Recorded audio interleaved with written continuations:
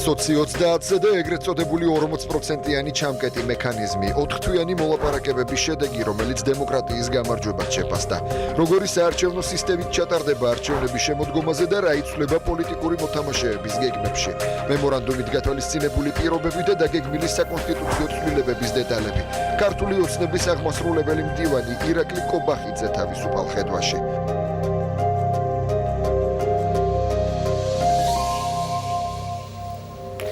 საღამომშვიდობის ეს თავისუფალი ხედვა, მე გიორგი გვიმრაძე ვარ, ჩემთან ერთად დღეს ამ გადაცემას წარუძღვებიან მათე გაბიცინაშვილი და ბაქარ ბერეკაშვილი.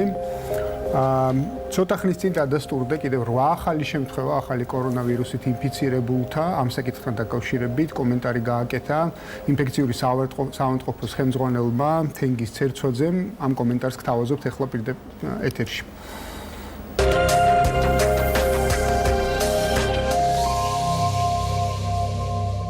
ბოლო ერთ საათში დრამატულად შეიცვალა სიტუაცია. 8 ახალი შემთხვევა დაფიქსირდა. 8 ახალი შემთხვევა, ასე რომ ამჟამად არის 23 ახალი შემთხვევა. ერთი, მე ვინც ვიცი, ერთი არის ჩვენ საავადმყოფოში წევს, მაგრამ პასუხი არ ვიცოდით მისი პიროვნება, რომელიც იმყოფებოდა კონტაქტში აი იმ იტალიიდან ჩამოსულ ერთ პიროვნებასთან, ვისგანაც კიდე სამი დასნებოდა სხვათა შორის. პაციენტი ნომერი 4 რომ არა, ნომერი 4 არა, მოდი ესე ვთქვათ, ნომერი 5. ნომერი 4 არა, ნომერი 4-ისგან არა, ნომერი 5-ისგან. ვინც ნომერ 4-თან ერთად იყო იტალიაში. ორი ოჯახი იყო იტალიაში და ამ ორი ოჯახიდან ერთ-ერთი წარმოადგენელი. და ეს ასრულებდა თავის მოვალეობას შრომელი კაცია მოვალეობას ასრულებდა, რაღაც სამუშაოში ასრულა და თვითონ როგორც ამბობს, რაც ფული აიღო თავის საქმეში და ვარაუდობს, რომ ამ ფულით შეიძლება გადაედო. 5 ადამიანი, აი ეს ყველაზე საინტერესოა, 5 ადამიანი გამოვლინდა ეხლა დადასტურებული შემთხვევა იმყოფებოდნენ თვით იზოლაციაში, არა ჩვენ საავადმყოფოში, თვით იზოლაციაში და არის იმ ჯგუფის წარმომადგენელი, რომლის ერთი წარმომადგენელი ჩვენთან წელს უკვე მერვე დღეა. ახალგაზრდა ქალი, რომელიც ჩვენთან წელს უკვე მე-7 თუ მერვე დღეა და რომელიც მაშინ დადასტურდა 7 დღის წინ, ესენი მაშინ იყვნენ გამოკლებული და მაშინ არ დადასტურებულა. იმყოფებოდნენ თვით იზოლაციაში, ანუ ინკუბაციური პერიოდი არ იყო გასული და ეხლა დაუდასტურდათ მას შემთხვევაში. ანუ ჩვენ ეხლა გვაქვს ორი დიდი ჯგუფი, რომლებიც სხვადასხვა დროს იმოგზაურეს იტალიაში.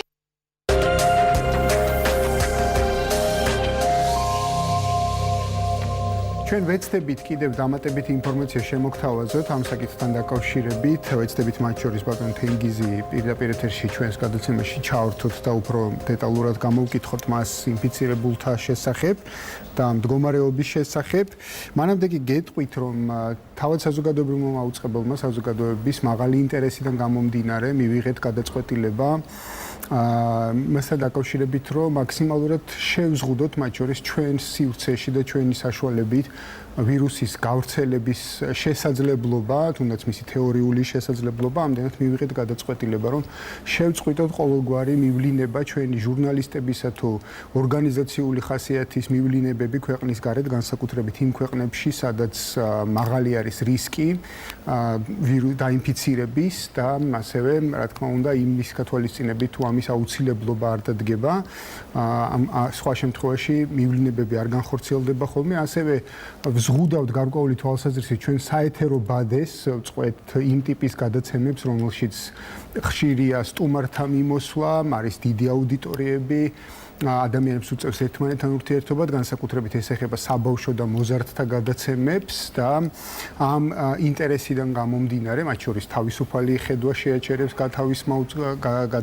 თავისუფალი ხედვა შეჩერდება გარკვეული დროით, სხვა პოლიტიკური თოქ-შოუები, სადაც სტუმრები არიან, შეჩერდება ისინიც გარკვეული დროით და ასევე დროს შეიცვლის ერთ-ერთი ძალიან მნიშვნელოვანი გადაცემა ამ პირობებში, რომელიც არის მარიამ ალოზონიას პირადი ექიმი, რომელიც დილის ეთერიდან ჩამოინაცვლებს ეგრეთ წოდებულ პრაიმ ტაიმში და ის 8 საათზე ყოველდღიურად მოგაწვით ხოლმე ახალ ინფორმაციას, რეკომენდაციებს, თუ როგორ უნდა მოიქცეთ, როგორ არ უნდა მოიქცეთ, რა ტიპის ინფორმაციები იქნება იმ დროისთვის, ასე რომ დაელოდეთ მარიამ ალოზონიას ყოველდღე საღამოს 8 საათზე. ასევე სხვა დამატებითი ინფორმაციისთვის კიდევ ერთხელ გავიმეორებ, რაც არაერთხელ თქმულა ჩვენს ეთერებში.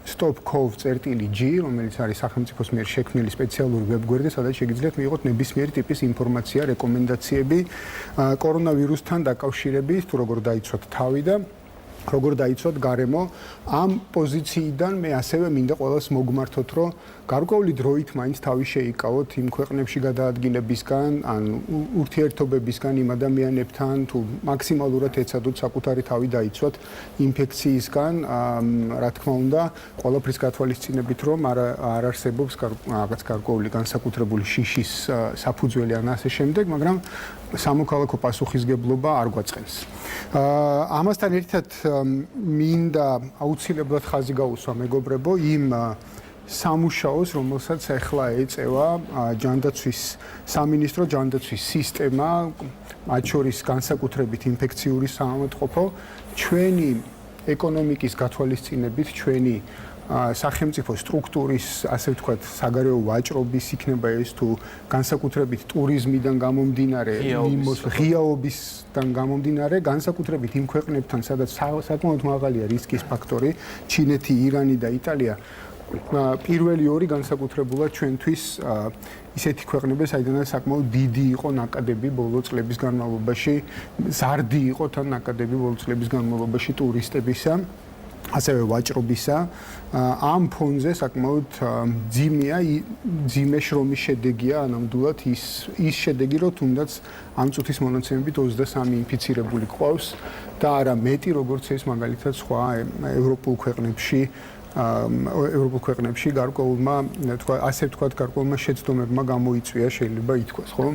ბაქარ, შენი პოზიცია დაახლოებით ვიცი, თუმცა მაყურებელთანაც რო ვისაუბროთ, სახელმწიფოს როლი მსგავსი ტიპის პრობლემების დროს, ხო, ჰუმანიტარული კრიზისის დროს. კი, ნამდვილად, აი ამ ახალმა კორონავირუსმა კიდევ ერთხელ დაამტკიცა ის, რომ სახელმწიფო უნდა იყოს ძლიერი და სახელმწიფო უნდა ჩაერიოს ეკონომიკურ ცხოვრებაში და საერთოდ სოციალურ და ეკონომიკურ ცხოვრებაში და არ შეიძლება რომ ისეთი უმნიშვნელოვანესი რაღაცა ასე ვთქვათ ინსტიტუცია როგორც არის ან სისტემა როგორც არის ჯანდაცვის სისტემა მივანდოთ კერძო სექტორს, იმიტომ რომ კერძო სექტორს ჯერ ერთი ყოველთვის აქვს თავისი ინტერესები და მეორე სახელმწიფოსთვის ეს უნდა იყოს ისეთი სფერო როგორც არის ჯანდაცვა, ეს წარმოადგენს საზოგადოებრივი სიკეთის ასე ვთქვათ იდეას და სახელმწიფო მის მიმართ უნდა იყოს განსაკუთრებით მზრუნველი.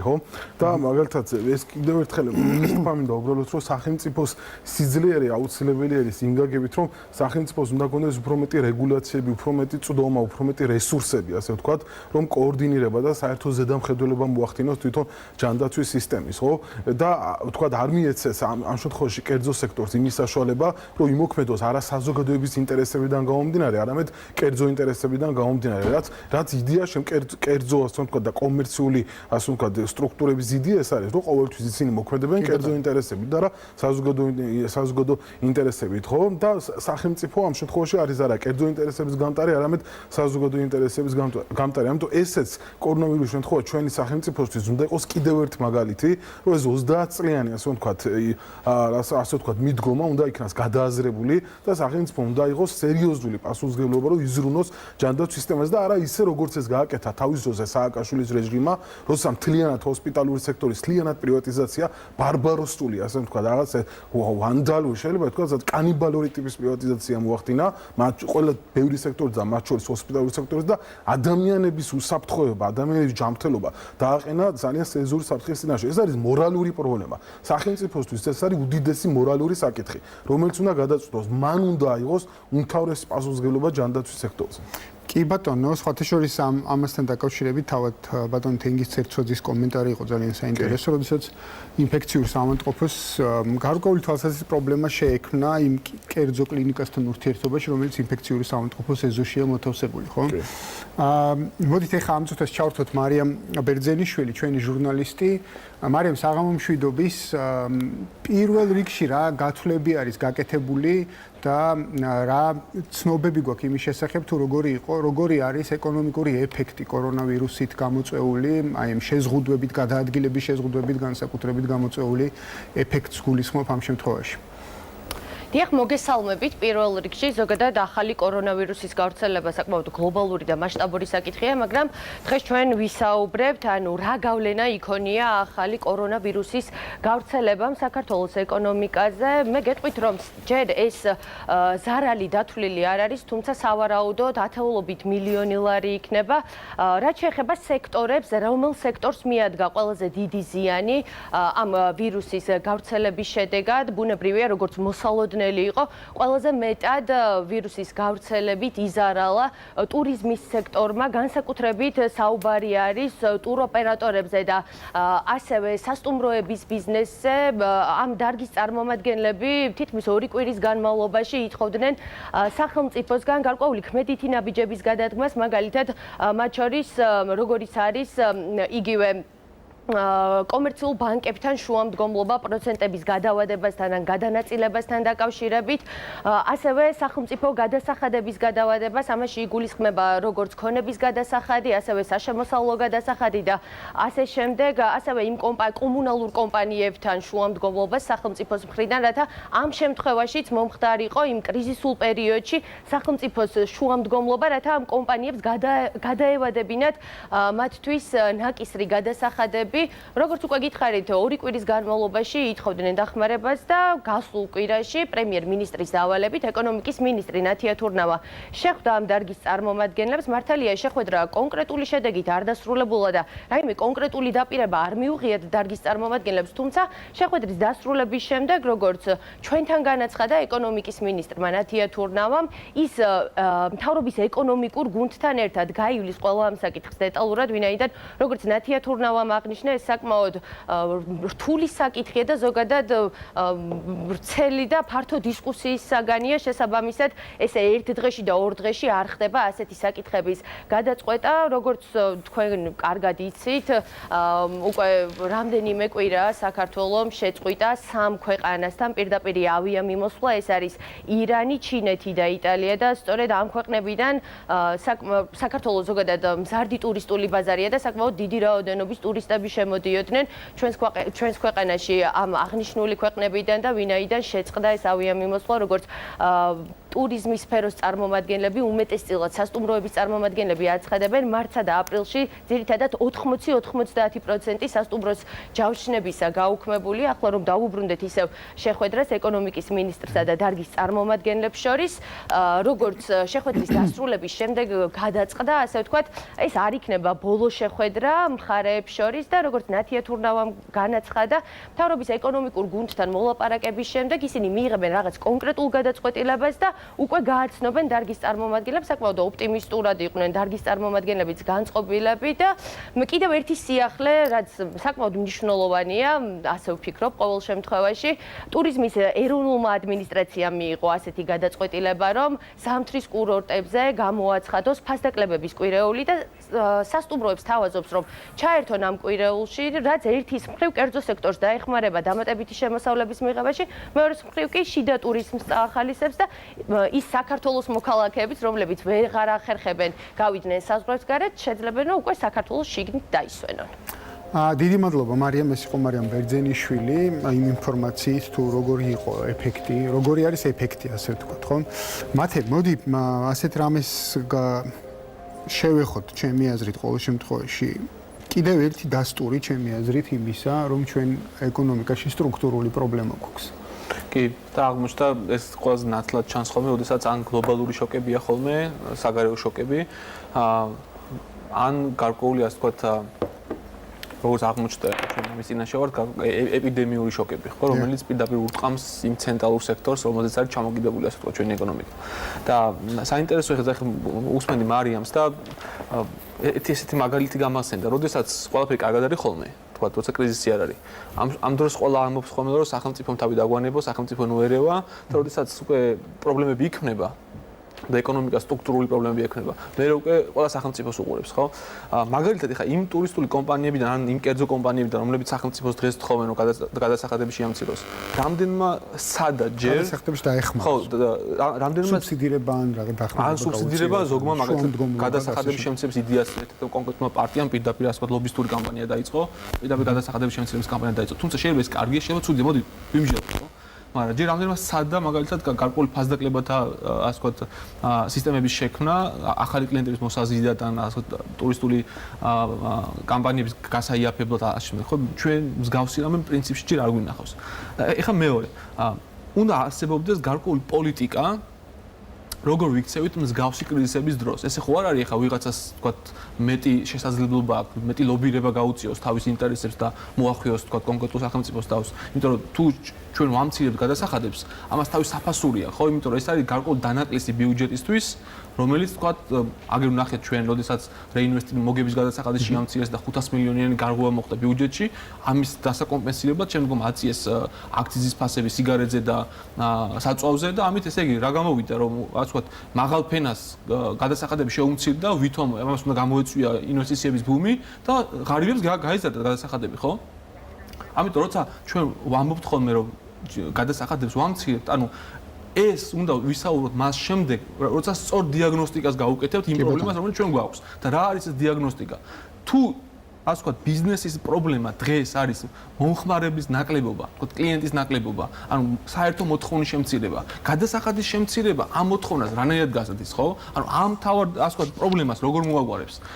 რაც ჩვენ უყურებთ ახლა გლობალურ ასე ვთქვათ, საერთაშორისო ბაზრებზე და სხვადასხვა ქვეყნებში, სხვადასხვა ქვეყნების მიერ ამ პრობლემაზე პასუხი არის არა პირველ რიგში გადასახადების შემცირება, არამედ მაგალითად ეროვნული ბანკის მიერ საპროცენტო განაკვეთის დაწევა და ეკონომიკისთვის თქვათ ფულის გაიაფება, ხო? რამაც შემდგომში ეს მოთხოვნა უნდა გაზარდოს, აი მაგალითად რამოდენი გერმანიის მთავრობა, სხვადასხვა მთავრობები გამოვიდნენ და ამ პრობლემის ასე ვთქვათ საპასუხოდ ისინი საუბრობენ რაღაცა ფისკალურ პოლიტიკაზე, რაღაცა სტიმულირებულ ინვესტიციების სტიმულირებულ პოლიტიკაზე. ანუ ესე იგი სახელმწიფო უნდა გაზარდოს ამ როცა მოთხოვნა ვარდება ეკონომიკაში, სახელმწიფო ვალდებულია მეტი ინვესტირებით ეს მოთხოვნა გაზარდოს, რათა ბიზნეს მომხმარებელი არ მოაკლდეს, ხო? რაღაცა სყიდულ უნარიანობა მოსახლეობის გაიზარდოს. ამიტომ ჩვენთან რა ტიპის კრიზისიც არ უნდა მოხდეს, პასუხი ამაზე შევამცირებთ გადასახადები, მაგრამ არის ეს ის ინსტრუმენტი, რომელიც ამ კონკრეტულ დიაგნოსტიკის შემთხვევაში აგვარებს ამ კონკრეტულ პრობლემას. თუ მეხინკლეს, ხინკლის მჭამელი გამოელია, რაც არ უნდა მეხინკლეს მეტი ფული დაუტოვოს ჯიბეში. თუ ის კლიენტი ხინკლის მჭამელი თუ არ არის ის ხო არ ასე ვთქვათ რას უზამს იმ დატოვებას, ანუ რეინვესტირებას როგორ გაუკეთებს ეკონომიკაში, ერთი გაზრდის მოთხოვნას, ხო? ამიტომ სახელმწიფოს უნდა ქონდეს პოლიტიკა თუ როგორ ვაკეთებთ დიაგნოსტიკას პრობლემის და მე მეორე ეს ასევე არის იმის პრობლემა, რომ ჩვენ ასე ვთქვათ ძალიან მივენეთ ამ ტურიზმის სფეროს, ხო? ტურიზმის სფეროსაც წილობრივად დიდ როლს იკავებს მთლიან მუშიკუში. ეს არა მხოლოდ ეკონომიკურ პრობლემებს ქმნის კრიზისის დროს, არამედ უსაფრთხოების პრობლემებსაც ქმნის. ამიტომ სახელმწიფოს უნდა ქონდეს გრძელვადიანი პოლიტიკა თუ როგორ განავითაროს ის სფეროები, რომელიც გამოიყვანს ამ კრიზისს. კი ბატონო, პრინციპში მართალი რო გითხრა, მთელი გასული წელი ვიდრე დღემდე იყო ამის მტკიცება მთლიანად, ხო? გაზაფხულში მომხდარი მოვლენების შემდეგ ზამთარში ჩავარდნილი სეზონი პრინციპში იყო თოვლის არ მოსვლის გამო და ასე შემდეგ და ეხლა ამას ყველაფერს დამატებული კორონავირუსი, რომელიც მთლიანად გვეუბნება, რომ სტრუქტურული პრობლემა გვაქვს ეკონომიკაში და გამოკიდებული ვართ დიდწილად იმაზე, იმ ტიპის ეკონომიკურ აქტორზე თუ აქტივობაზე, რომელიც საბოლოო ჯამში სერიოზული პრობლემების მთამდევია, ასე ვთქვათ, ხო? ამასაც დიდი პრობლემები ახლავს თან. მოდი შემდეგ საკითხზეც გადავიდეთ, რომელიც იგივე ეკონომიკურ საკითხს ეხება და ნიკა მუკბანიანი ჩვენი წამყვანი ჩავრთოთ გასულ დღეს გუშინ დაფიქსირდა ისტორიული მაჩვენებელი, როდესაც ერთ დღეში 91 წლის შემდეგ ერთი დღის მანძილზე ყველაზე დიდი ვარდნა განიცადა ნავთობის ფასმა მსოფლიო ბაზარზე. ნიკა მუკბანიანს ჩავთვალთ ახლა. ნიკა, საღამომშვიდობის. რო გითხრა, რაზე საუბრობენ, რა შედეგები გვაქვს, როგორია, თქვათ, რა ფასზე დავიდა დღეს, რა მოცემულობა გვაქვს და რამ გამოიწვია, რა იყო ამის ძირითადი მიზეზი ამ ვარდნის?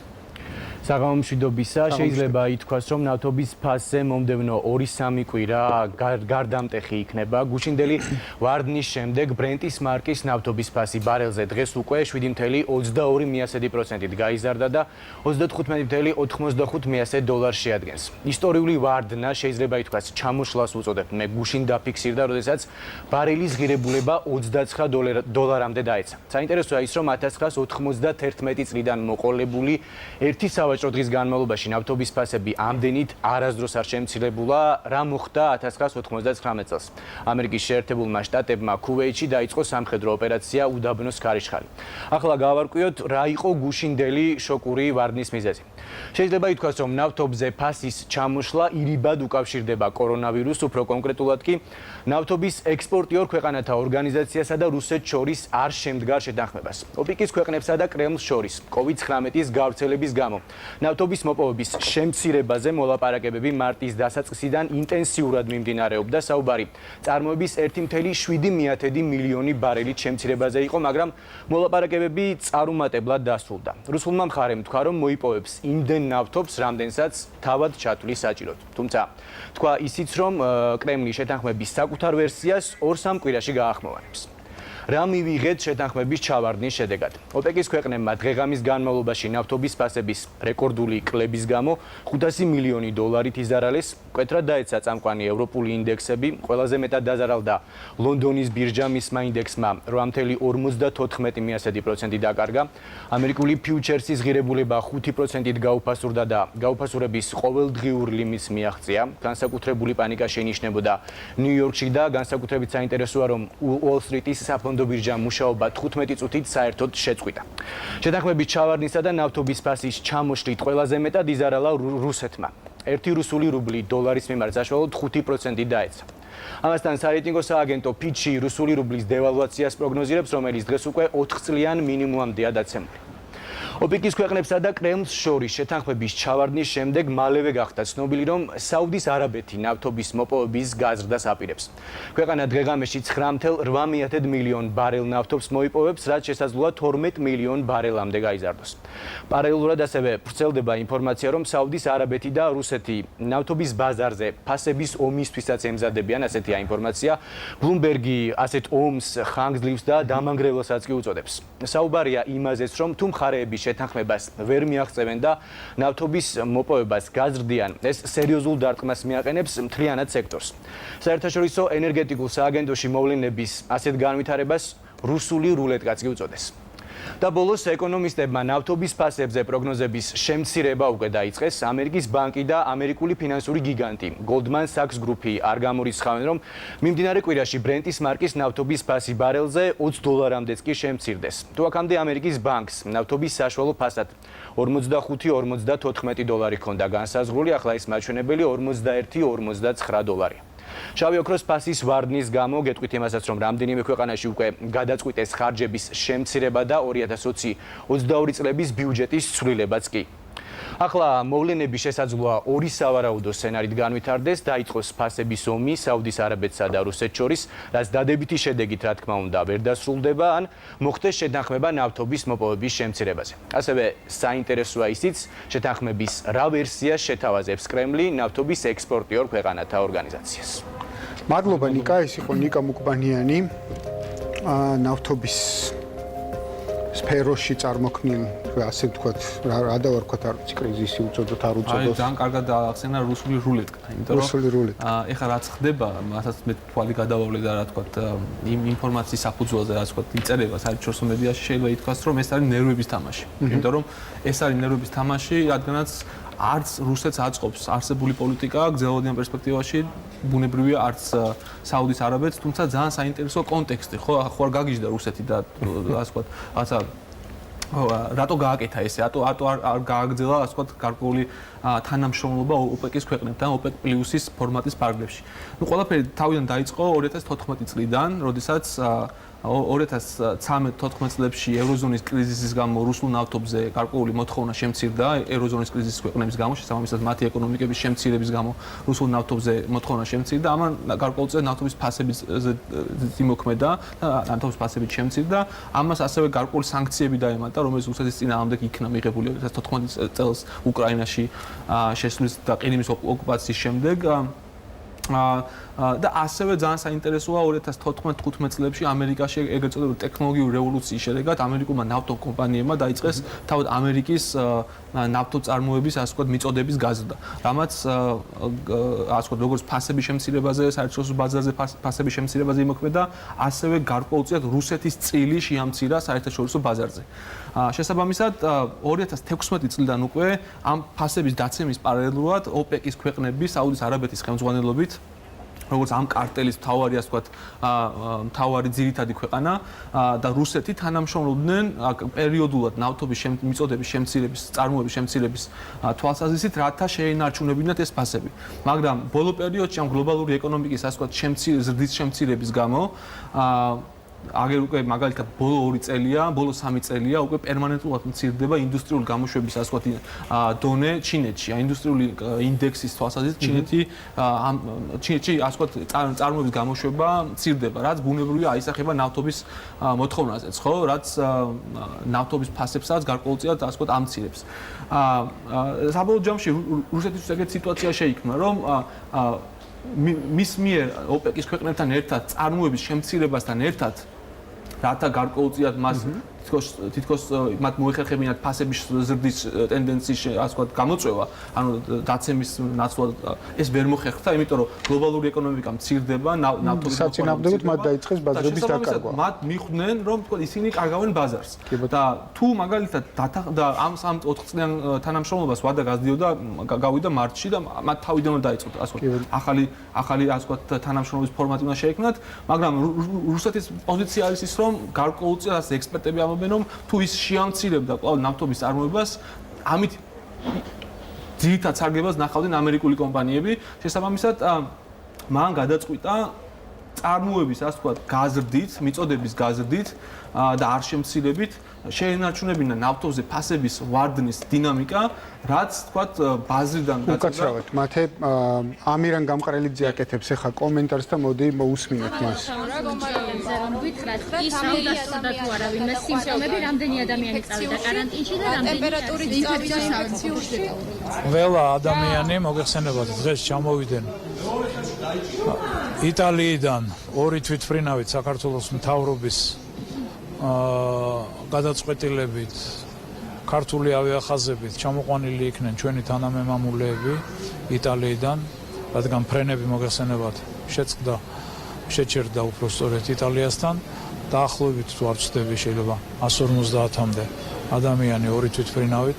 შესაბამისი განლაგებით მოგეხსენებათ სპეციალური გაიდლაინია როგორ უნდა ისხდნენ თვითმფრინავში ეს ადამიანები. ესენი არიან იტალიის სხვადასხვა რეგიონებიდან. ყველა მათგანს რა თქმა უნდა ჩაუტარდა დადგენილი წესით ის პროცედურა, რაც საზღვარზე ტარდება, მხედველობაში მაქსიმუმ თერმოსკრინინგი, ეპიდემიოლოგიური შესაბამისი ფურცლები შესაბამისი კითხვარების შევსება უпростоრეთ ბორდზე ქონდათ უკვე საკმაოდ მოწესრიგებულად იყო ყველაფერი, რამე თუ ჯანდაცვის სამინისტრომ უზრუნველყო იქ სამედიცინო ეკიპაჟების გაგზავნა ასევე როცა იტალიაში გაფრინდნენ ეს თვითმფრინავები, ამიტომ მათ უკვე ყველა ინფორმაცია მიწოდებული იყო, ასევე იყო მიწოდებული ინფორმაცია და ძალიან კარგია რომ თვითშეგნება ამ ხალხის არ ყოფილა არავითარი კონფლიქტური სიტუაცია, მათ იცოდნენ რომ მათ უნდა გაევლოთ და უნდა გაიარონ ორკვირიანი каранტინი, რომ ქვეყნის ქვეყნის კანონმდებლობით იცით დღეს 4 ქვეყნიდან შემოსულები ჩინეთი, იტალია, სამხრეთ კორეა და ირანი აუცილებლად უნდა მოთავსდნენ каранტინში და შემდგომ თუ აქვთ მათ პირობები გადაიყვანენ თვითიზოლაციაში.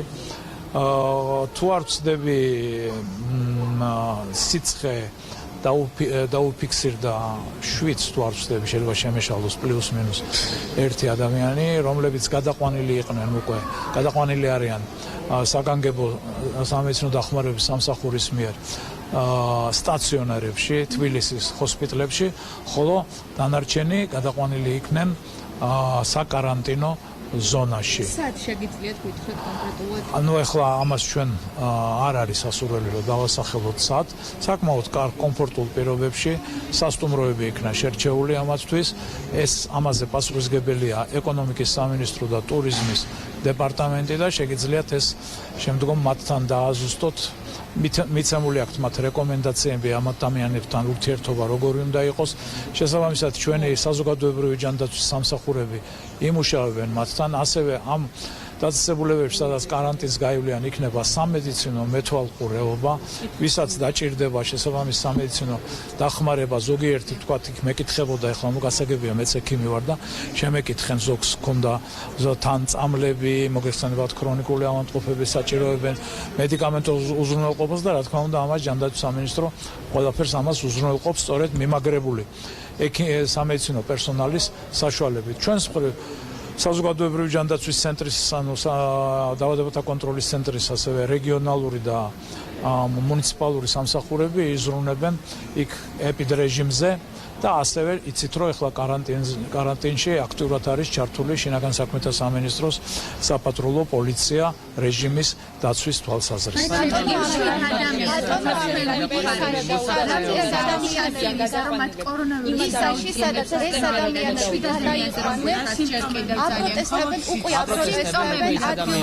არის თუ არა შანსი იმისა, რომ მათ კორონავირუსის დაუდგებას ასე. ისაში სადაც ეს ადამიანები გადაიყვნენ კარანტინში მოსახლეობას მინდა საქართველოს მოსახლეობას ვთხოვოთ ჩვენ გამოვდივართ სულ ამ წინადადებით დაგვიჭირდა თქვენს მხარი ჩვენ ამ მდგომარეობაში უნდა ვიყოთ ერთმანეთის სოლიდარული როგორ შეიძლება გამაგებიეთ გაპროტესტება იქ სადაც ისინი მოთავსდებიან ყველა პირობაა დაცული რომ თუ ვინმე იქნა ინფიცირებული ეს არ გავრცელდება ეს ინფექცია შესაბამისად ამ სამსახურებს გავლილი აქვთ ჩვენი დაავადებათა კონტროლის ცენტრის მიერ ეგრეთ წოდებული ბიოდაცვის ბიოუსაფრთხოების კურსებია გავლილი იქ ეპიდემიოლოგები იმუშაობენ მოსახლეობისთვის ეს არავითარ საშიშროებას არ წარმოადგენს ისინი ამბობენ რომ მათ ყავთ ბავშვები რომლებსაც და ეშინიათ შესაბამისად კიდე ერთხელ ვამბობ ეს დაავადება არ გადადის ჰაერით არ გადადის 100 მეტრზე და 50 მეტრზე არავითარი მეზობლებისთვის ის არ წარმოადგენს საშიშროებას იქ რეჟიმი იწვება ეს ადამიანები 2 კვირის განმავლობაში იქნებიან ამ რეჟიმში თუ ვინმეს ამ 2 კვირის განმავლობაში დაუფიქსირდება სიმპტომები როგორც არის ტემპერატურა, ხველა, სუნთქვის გაძნელება, თავის ტკივილი, ყელის ტკივილი, სურდო, მაშინ ეს ადამიანები გაისინჯებიან ექიმების მიერ და გადაყვანილი იქნებიან უკვე ინფექციური პროფილის დაწესებულებაში, სადაც აიღებათ ბიოლოგიური ნიმუში კორონავირუსზე კვლევისთვის. ეს არის მთელი რამდენობაში გადაიყვანეთ ეს ადამიანები? ეს რამდენობაში გადაიყვანეთ? უნდა გითხოთ ახალ შემთხვევებზე ბატონო ამირან, 8 ახალ შემთხვევასთან დაკავშირებით რომ გითხრათ, რას უკავშირდება ეს შემთხვევა, არის თუ არა დაკავშირებული? დიას დღეს დავადასტურეთ 8. ზოგადად დღეს ლუგარში დილიდან შემოსული იყო თუ არ ვცდები 23 ბიოლოგიური ნიმუში.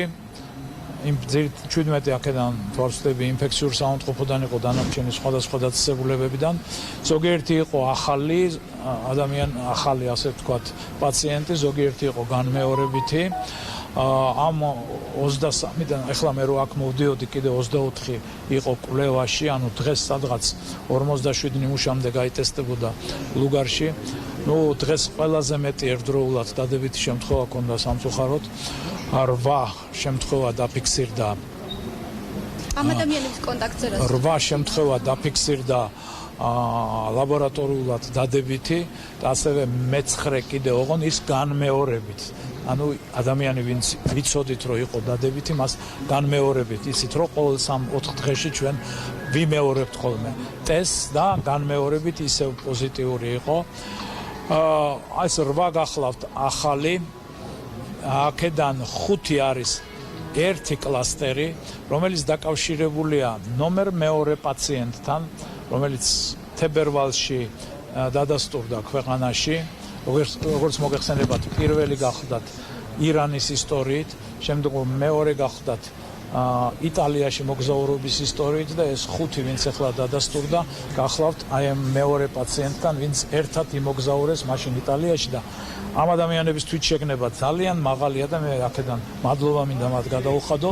ისინი 14 თითქმის 14 დღეს სრულდება გახდნენ კარანტინში და გაკეთდა ახლა სინჯები მათზე და აღმოჩნდა რომ მცირე სიმპტომებიც გამოჩნდა, გაკეთდა სინჯები და აღმოჩნდა რომ დადებითები არიან, მაგრამ კლინიკურად მათი მდგომარეობა ნორმალურია. ისინი უკვე თუ არ ვცდები გადაყვანილი არიან ინფექციურ საავადმყოფოში და დარწმუნებულია რომ ყველაფერი კარგად ჩაივლის. ერთი არის მე-6 პაციენტი, რომელიც დაკავშირებულია უკვე მეორე იტალიურ კლასტერთან, რომელიც ჰქონდა ჩვენ ჯგუფური და 2 არის უკვე ისევ იტალიასთან დაკავშირებული, ოღონდ ისინი ინფექციურ საავადმყოფოში არ გახლავენ. არიან დასავლეთ საქართველოს ერთ-ერთ სამედიცინო ცენტრის ინფექციურ განყოფილებაში. აი ეს არის დღეს ამ 8 პაციენტის ის მონაცემები, რასაც მე ამ ეტაპზე ვფლობ. მიმდინარეობს იქ ჩაღრმავებული კვლევები, კლინიკური დაკვირვებები შესაბამისად, რადგან საავადმყოფოებში არიან და პერიოდულად თქვენ რა თქმა უნდა ეს ინფორმაციები მოგეწოდებათ. როგორც მოგახსენეთ, გვიან ღამემდე კიდე 24 ნიმუში იტესტება ლუგარის ცენტრში. მათგან დამატებით გავრცელების საფრთხე რამდენად არსებობს? ვისგან? აი ამ ახალი გამოვლენები. ჩვენ ჯერჯერობით არც ერთი შიდა გავრცელება არ გვაქვს. ყველა შემთხვევა არის იმპორტირებული 2 ირანიდან, დანარჩენი იტალიიდან, ან იტალიასთან ასოცირებული გადაცემა. ჯერ არ გვაქვს მესამეული და მეოთხეული გადაცემა. ანუ შიდა გავრცელება არ გვაქვს. გამოჯანმრთელებას როდის ველოდებით ბატონო, მაგრამ 2 პირა გავიდა. თუ არ ვცდები, ხვალდაზეგ დაიწყება პირველ პაციენტებზე სინჯები და შესაბამისად 14 იცით რომ და შემდგომ ველოდებით რომ ორჯერ ზედიზე უარყოფითი უნდა იყოს. მოგზანდით. ეს იყო ამირან გამყრელიძე, რომელიც ბოლო ინფორმაციის შესახებ აკეთებდა კომენტარს თავად აეროპორტიდან, სადაც 2 თვითმფრინავის ჩამოიყვანეს საქართველოს მოქალაქეები იტალიიდან. მათე, მოდი ძალიან მოკლედ რომ შევაჯამოთ, ვიდრე სტუმარი შემოგვიერთდება და აუცილებლად უნდა გადავიდეთ უკვე სტუმრის ბლოგზე, იმიტომ რომ ძალიან ბევრი დრო წავიდა ამ ყველაფრის ცხადია, ძალიან მნიშვნელოვანი ინფორმაციის მიწოდებით საზოგადოებისთვის. თუ ნავთობის ფასზე კლება გაგრძელდა და მართლაც ის მივიღეთ ის ასე ვთქვათ პროგნოზი, რომ შეიძლება $20-მდე დაეცეს და ასე შემდეგ, რა შეიძლება ამან გამოიწვიოს? ამ ძირითადად ამან გუშინაც ასე ვთქვათ აისახა უკვე საფონდო ბიუჯეტზე ასე ვთქვათ გარკვეული პანიკა, იმიტომ რომ ეს კომპანიები, ნავთო კომპანიები ასევე ფლობენ ძალიან დიდი რაოდენობით ვალებს და ამ აქციების ასე ვთქვათ ფასების დაცემა ცხადია აძნელებს ამ კომპანიების მხრიდან ავალების უკან დაბრუნების ასე ვთქვათ პერსპექტივას, განსაკუთრებით და ეს ამერიკულ კომპანიების ასე ვთქვათ ნაწილში ძალიან მნიშვნელოვანი პრობლემაა და ეს გათვლა აქვს რუსებს, იმიტომ რომ ამერიკულ კომპანიებს თავიანთი ნავთობმოპოვების პროცესი გათვლილი აქვს ბარელზე $50 ფასის შემთხვევაში და თუ ასე ვთქვათ ნავთობის ფასი უფრო დაბალი იქნება, მათ გარკვეული პრობლემები შეექმნებათ. ნუ ასევე რუსეთისთვისაც დიდი პრობლემაა, იმიტომ რომ რუსეთის ბიუჯეტის მე-13 გარკვეულწილად ამ ნავთობზეა, ასევე საუდის არაბეთის თითქმის მთელი სახელმწიფო სექტორი ბიუჯეტი მთლიანად ფინანსდება ნავთობიდან. ამიტომ ეს გარკვეულ პანიკებს საფონდო ბიუჯეტზე გამოიწვევს, რაც მერე უკვე ეკონომიკასაც შეიძლება გადაიდოს. თუმცა გრძელვადიან პერსპექტივაში ამას დადებითი მოვლენად შეიძლება ქონდეს, იმიტომ რომ ნავთობზე ფასების დაცემით ეს იწვევს ენერგეტიკის სექტორის ხარჯ ეფექტურობას და სახელმწიფოების მხრიდან ასე გარკვეული კოორდინაციის შემთხვევაში ეს გამოთავისუფლებული ასე ვთქვათ თანხები შეიძლება მიიმართოს სხვა ტიპის სექტორების განვითარებისთვის. ასე რომ ცოტა კომპლექსური და რთული პროცესია, თუმცა გარკვეული ასე ვთქვათ შედეგები თუმცა ცხადია საბოლოო ჯამში უნდა დაველოდოთ იმას პროგნოზები რამდენად გამართლდება და შეიძლება პირიქით მოხდეს და ნავთობის დასკვნის სახით ვთქვათ, რუსეთის მხრიდან ეს პოზიცია გათვლილი იყო იმისთვის, რომ თავისი ბაზრის წილი დაეცვა, ან უფრო მეტად გაეზარდა ამერიკული კომპანიების ასე ვთქვათ შემცირების ხარჯზე. კი ბატონო. მეგობრებო, ძალიან დიდი მადლობა. ბაქარ დღეს ისეთ თემებზე ვისაუბრეთ, რომ შენი ჩართულობა თითქმის გამოვრიცხეთ თავიდანვე. მაგრამ მნიშვნელოვანი იყო ის ნაწილი, როდესაც ჩვენ სახელმწიფოს მნიშვნელობას გაუსვით ხაზი მსგავსი ტიპის ჰუმანიტარული კრიზისების დროს და მართლაც ასეა. ჩვენ ნაგერ ხედავთ იმას, რომ სახელმწიფო ჩართულობა რამდენად მნიშვნელოვანი ეფექტის მატარებელია იმისთვის, რომ გარკვეული პრევენცია მოხდეს და თუნდაც ის შედეგი გქონდეს, დღეს რომელი შედეგიც გვაქვს, მადლობა მეგობრებო კიდევ ერთხელ ახლა კი გადავალთ სტუმრის ბლოგზე მცირე ვიდეო ჭრის შემდეგ ჩვენი სტუმარი იქნება პარლამენტის ყოფილი თავმჯდომარე ქართული ოცნების აღმასრულებელი მდივანი ბატონი ირაკლი კობახიძე დაგველოდით მასთან ერთად ვისაუბრებთ ბოლო პერიოდში განვითარებულ პოლიტიკურ მოვლენებზე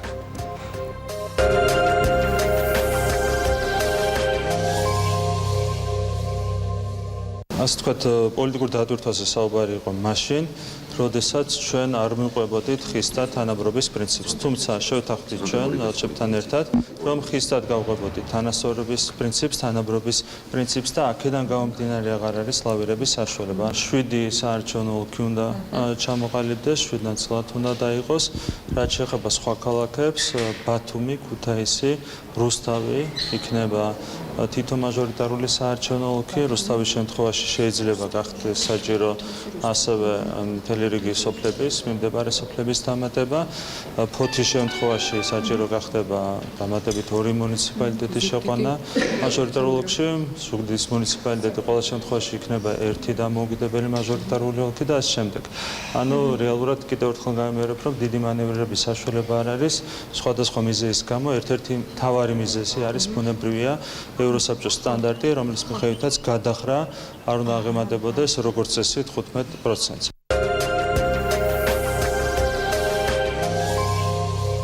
საღამოშიდობის როგორც გითხარით ჩვენი სტუმარია ირაკლი კობახიძე პარლამენტის ყოფილი თავმჯდომარე და ქართული ოცნების აღმასრულებელი მდივანი საღამოშიდობის ბატონო ირაკლი დიდი მადლობა რომ ჩვენთან ერთად ხართ და ვისაუბრებთ იმ საკითხებზე რომელიც ძალიან მნიშვნელოვანია, თუმცა ბოდიში უნდა მოგიხადოთ კიდევ ერთხელ რომ დაგვიანებით შევდივართ ეთერში თქვენთან ერთად და ასევე იმისთვის რომ ცოტა ხანი უნდა შეგაყოვნოთ ჩვენ ჩაგვერთოს ბატონი თენგის ცერცოძე რომელიც ინფექციური სამეთყოფოს დირექტორი ბატონ თენგი საღამოშიდობის თუ გესმით ჩვენი ბატონ თენგის რომ გვითხრათ დადასტურებული 8 შემთხვევა კიდე ველოდებით თუ არა უახლოეს საათებში რაიმე და გაქვთ თუ არა გარკვეული ინფორმაცია რომ შეიძლება ეს ციფრიც გაიზარდოს არა უახლოეს საათებში არ ველოდებით და ხვალ შეიძლება დაგვემატოს იმიტომ რომ რამდენადაც ვიცი თვითმფრინავი, რომლითაც იტალიაში მცხოვრები ქართველები იქნენ ჩამოყვანილი, მათ დახვდნენ შესაბამისი სამსახურები და მე არ მაქვს ინფორმაცია იქ რა სიტუაცია იყო. ქონდა თუ არა ვინმეს კლინიკური სიმპტომატიკა და იქ ვინმე გადაიყვანეს თუ არა კარანტინში, უпростоრად კარანტინში ყველას გადაიყვანდნენ, მაგრამ ვინმეს ქონდა თუ არა სიმპტომატიკა და აუღეს თუ არა მასალა გამოკვლევაზე. მე არ ვიცი აი ამ სულ ეხლა ჩამოსულ თვითმფრინავში ყოფილი მგზავრების მდგომარეობა. დანარჩენი სხვა, ვინც ჩვენი მხედველობის ქვეშ არის, ყველა დღეს იყო გამოკვლეული და უახლოეს საათებში არაფერს არ ველოდებით. ბატონ თენგის, ამ 8 ადამიანიდან თუ შეგვიძლია რომ უფრო მეტი კონკრეტიკა ვიცოდეთ იმასთან დაკავშირებით თუ თქვათ რა სივრცეში ურთიერთობდნენ ისინი ადამიანებთან, რამდენად შეიძლება მათთან კონტაქტი იყოს ფართოვრცელი, რა ჯგუფის ადამიანებზე არის საუბარი იმისთვის რომ თქვათ ვინ უნდა მიმართოს ექიმს როგორ დაიცვას და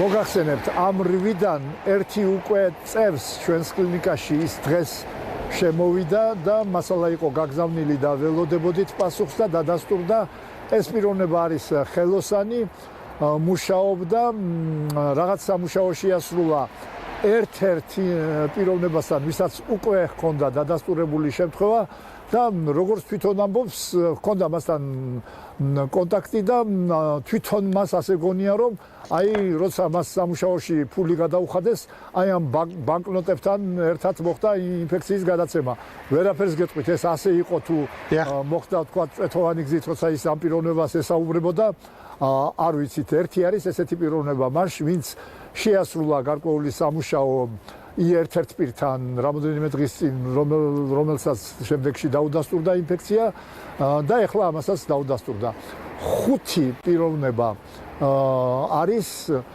ჯგუფი ერთი ჯგუფი რომლებმაც იმოგზაურეს იტალიაში დაახლოებით 10 დღის წინ თუ არ ვცდები 10-12 დღის წინ და მათგან ამ ჯგუფისგან ერთს ახალგაზრდა ქალბატონს ადრე დაუდასტურდა დაახლოებით 1 კვირის წინ ინფექცია და ის წევს ჩვენთან და ეს 5 იცოდნენ რა რომ იყვნენ იტალიაში ამ ერთ დადასტურებულთან ერთად იმყოფებოდნენ თვითიზოლაციაში და როგორც თვითიზოლაციაში მყოფს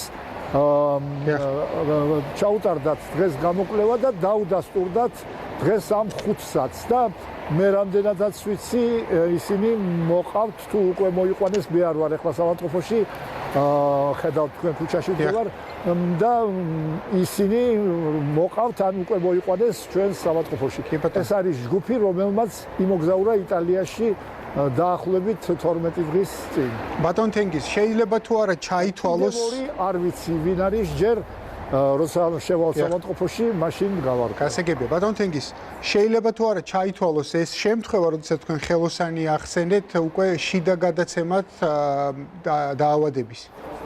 შიდა გადაცემა აქედან არის მე რაც ჯერჯერობით მხოლოდ ერთი ამ ხელოსანი, რომელმაც შეასრულა გარკვეული სამუშაო პიროვნებასთან, რომელიც შემდგომში აღმოჩნდა ინფიცირებული. აი ეს არის შიდა გადაცემა, მხოლოდ და ის 5 არ არის შიდა გადაცემა და ეს კარგია. ის 5 2 კვირის წინ იტალიაში იმყოფებოდა და იქ დაინფიცირდება. მიდის თუ არა კვლევა იმ ადამიანებისა, ვისაც ჰქონდათ ურთიერთობა ხელოსანთან და ასე შემდეგ იმ ადამიანებთან, ვინც ეხლა რა თქმა უნდა, ესე იგი, რა თქმა უნდა, დიახ, ყველა იმათთან, ვისაც უკვე დაუდასტურდა და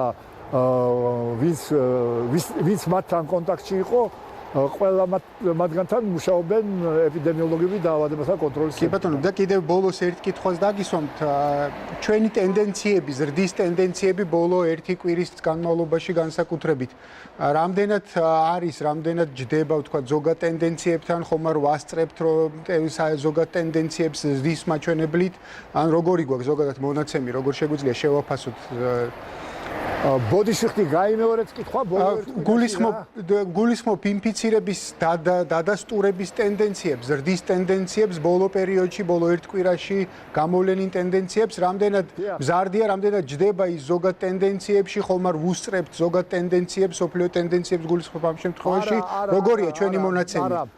არა. დიახ, ჩვენთვის ეს რა თქმა უნდა არ არის კარგი და არ გვიხარია, მაგრამ თუ შევადარებთ რა ხდება მსოფლიოში, მაშინ კი არ უსწრებთ პირიქით ჩამოვრჩებით, ეს ის შემთხვევა, როცა კარგია, რომ ჩამოვრჩებით. თქვენ ხედავთ რა ხდება იტალიაში უკვე 9000 შემთხვევა, ესპანეთში, საფრანგეთში, გერმანიაში 1000-ზე მეტი.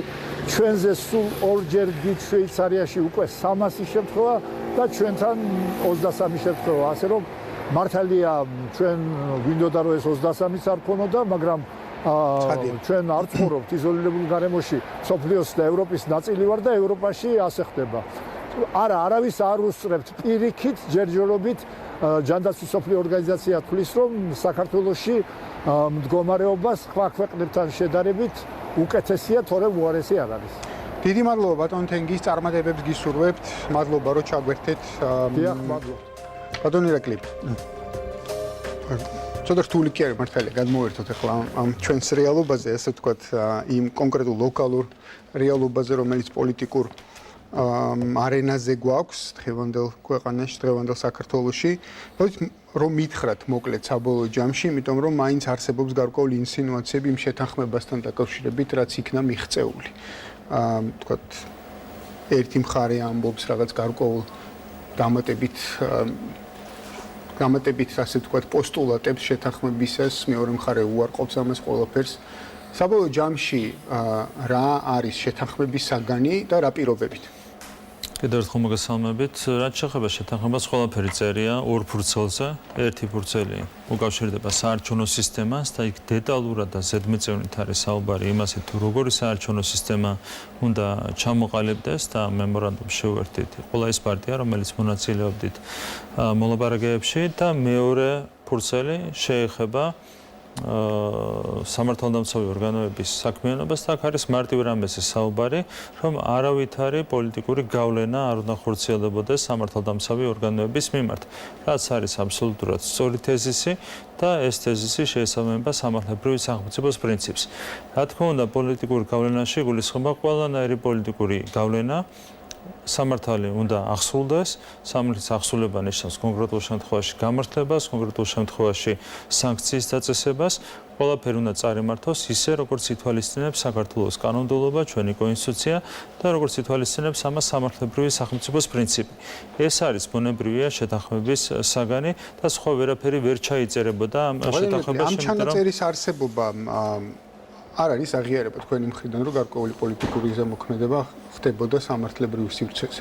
არავითარ შემთხვევაში ამაზე არ ყოფილა საუბარი, ასეთი რამ არ უთქვამს არავის, გარდა შესაბამისი პოლიტიკური პარტიებისა, რომლებსაც აქვთ ბუნებრივია სუბიექტური ინტერესი, მათ შეუძლიათ ბუნებრივია ეს ამტკიცონ, იმიტომ რომ სუბიექტურად არიან დაინტერესებული ამ ყველაფერში. თუმცა ყველა ხედავს რა არის რეალობა და რეალობა არის ის, რომ საქართველოში სამართალი ახსრულდება იქ, სადაც საჭიროა სამართლის ახსრულება. ეს არის სამართლებრივი სახელმწიფოს პრინციპის არსი. მით უმეტეს აქ არის საუბარი ისეთ დანაშაულებზე, რომლებიც არის ძალიან მძიმე თავისი შინაარსით. ერთი ეს არის ათეულობით მილიონის ქურდობა საჯარო ბიუჯეტიდან, მეორე ეს არის პარლამენტის შენობაში შეჭრის მცდელობა, ერთის და მეორეც არის უმძიმესი დანაშაული. შესაბამისად, ამ დანაშაულთა განხილვა პოლიტიკურ ჯოლში არ არის სწორი. მით უმეტეს რაც შეეხება ორივე შემთხვევაში შეგვიძლია გავარჩიოთ ერთი რაც შეეხება 58 მილიონის ბიუჯეტიდან წაღების ფაქტს, ხო? აქ არის ძალიან მნიშვნელოვანი სტანდარტის დამკვიდრება, იმ სტანდარტისა, რომელიც არის დამახასიათებელი განვითარებული დასავლური დემოკრატიებისათვის. სტანდარტი არის ის, რომ როდესაც პოლიტიკური თანამდებობის პირი პოლიტიკოსი არის მხილებული ასეთი ტიპის დანაშაულში, თუმცა სუბსუბუქ დანაშაულში ათეულობით მილიონზე არ არის საუბარი, როდესაც პოლიტიკოსი არის ხილებული ასეთ დანაშაულში, ის გადის პოლიტიკიდან. ეს სტანდარტი სამწუხაროდ არ არის დამკვიდრებული საქართველოში, რაც ნიშნავს იმას, რომ ჯერ კიდევ ჩამოყალიბების ასე ვთქვათ ეტაპებს გადის ჩვენი ასე ვთქვათ პოლიტიკური სისტემა. ეს სტანდარტი საქართველოში აუცილებლად უნდა დამკვიდრდეს, როდესაც საუბარია 58 მილიონის მობარვაზე მუნიციპალური ბიუჯეტიდან, ამ შემთხვევაში არათუ პოლიტიკურ დევნაზე საუბარი, პოლიტიკურ ჭრილში განხილვა ასეთი შემთხვევის არის აბსოლუტურად არასწორი. შესაბამისად, ჩვენთან არის საჭირო სწორედ რომ პოლიტიკური კულტურის განვითარება იმისათვის, რომ მე რომ მოვიპარო წელს წარმოიდგინეთ 58 მილიონი საპარლამენტო არჩევნებია წინ, წარმოიდგინეთ რომ პოლიტიკოსი იპარავს წელს 58 მილიონს იმისათვის, რომ ეს თანხა მოხმარდეს ქართული ოცნების წინასაარჩევნო კამპანიას და ამ პოლიტიკოსის პირად კეთილდღეობას. და წარმოიდგინეთ რომ აქედან 7 დავუშვათ მე გავაკეთე ასეთი რამ და წარმოიდგინეთ რომ 7 წლის თავზე არათუ პოლიტიკაში ვრჩები, ძალიან დიდი გონორით საუბრობ ოპონენტების წინააღმდეგ. ეს ბუნებრივია მენიშნებს იმაზე, რომ პოლიტიკური კულტურა კიდევ თქვენ ამბობთ, რომ წინაპირობა იმისა, რომ შემოთავაზებული თუ შეთანხმებული საარჩევნო სისტემას ჰქონდეს ფართო მხარდაჭერა, რომელიც ესაჭიროება პრინციპში, ასე ვთქვათ, საპარლამენტო, ვთქვათ, საკონსტიტუციო ცვლილებების მოთხოვნათა შესაბამისად, ამის მიმართ წინაპირობას არ წარმოადგენს, მაგალითად, იმავე გიგი გულავას შეწყალება იქნება ეს თუ გათავისუფლება სხვა ფორმით, არ ვიცი რა ფორმით შეიძლება მოხდეს და ვთქვათ, წინასწარი პატიმრობის, ვთქვათ, შეცვლა, ვთქვათ, აღკვეთი ღონისძიებების შეცვლა და ასე შემდეგ. ამ ტიპის წინაპირობები არ არსებობს. ამ შემთხვევაში კონკრეტული ნაბიჯების გადადგმა არის კონკრეტული ორგანოების ფუნქცია და ეს ორგანოები არ არის პოლიტიკური ორგანოები. შესაბამისად, ვერანაირი შეთანხმების საგანი ვერ გახდებოდა ბუნებრივია იმის, ასე ვთქვათ, თქმა, მაგალითად, რომ ვინმე უნდა გათავისუფლდეს, ან ვინმე არ უნდა იყოს, ვინმეს მიმართ არ უნდა იყოს სანქცია ამოქმედებული, ეს ვერანაირი შეთანხმების საგანი ბუნებრივია ვერ გახდებოდა და თქვენ იცით, რომ დიპლომატები ძალიან დიდი სიფრთხილით ეკიდებიან თითოეულ სიტყვას ნებისმიერ დოკუმენტში, დოკუმენტის შედგენას.